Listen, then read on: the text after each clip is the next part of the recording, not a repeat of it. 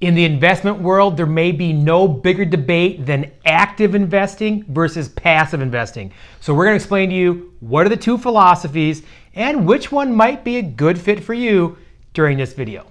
Okay, so a lot of people maybe aren't even familiar with the terms active and passive investing. So let's talk a little bit about what that even means. Sure, Amber. So starting with passive investing. Well, passive investing is simply a management style that seeks to replicate a specific benchmark or index in order to match its performance. The most commonly tracked index in the US is the S&P 500, the 500 largest companies in America from every industry, every sector.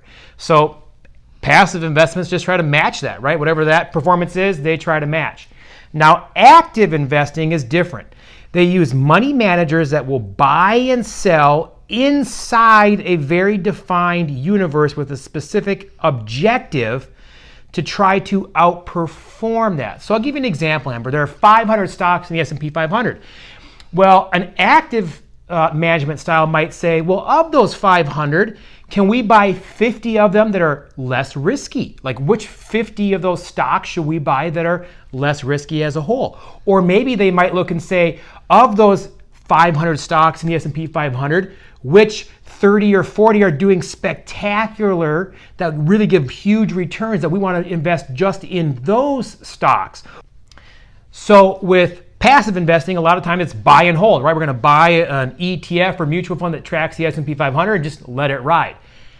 Active investing is saying, no, we're going to buy these stocks today, but then next quarter they might not be performing as well. There might be some better, so we'll sell some and buy others. And they're constantly tracking the markets, constantly, all day long. If you look at our money managers' offices, they've got 3-4 computer screens going at a time, looking for all these opportunities all day long.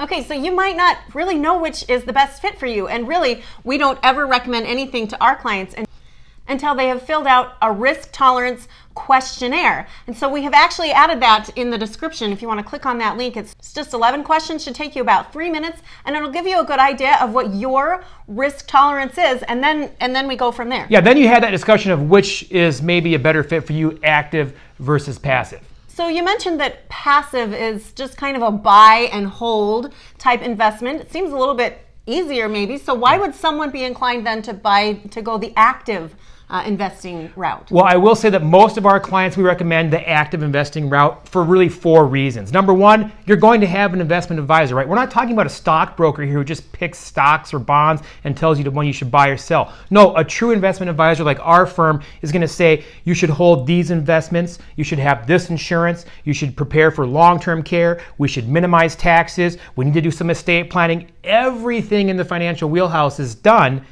with an investment advisor. So the first reason to use active investing is to get an investment advisor.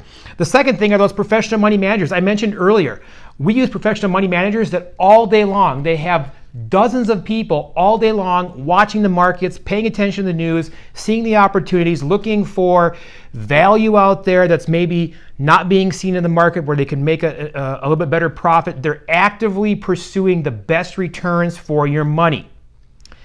Third reason is control the level of risk in a portfolio. And this is very interesting, Amber. You know, a lot of people think diversification. Clearly, owning one stock, pretty risky, right? Yes. Think of Enron, right? There's a lot of other examples, right? But owning 500 stocks in the S&P 500, that should be really pretty diversified, right? You think, oh, I'm great.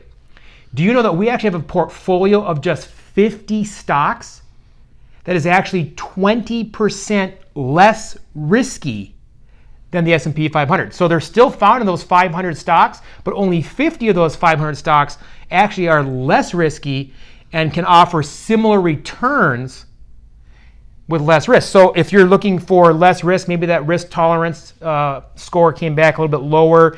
Maybe you want to have someone who's actively seeking out a lower risk for you. And the fourth reason I came up with is the potential for greater profits and returns. Again, if the money managers are actually out there actively seeking better returns on a daily, weekly, monthly, quarterly basis, you're probably going to outperform the benchmarks.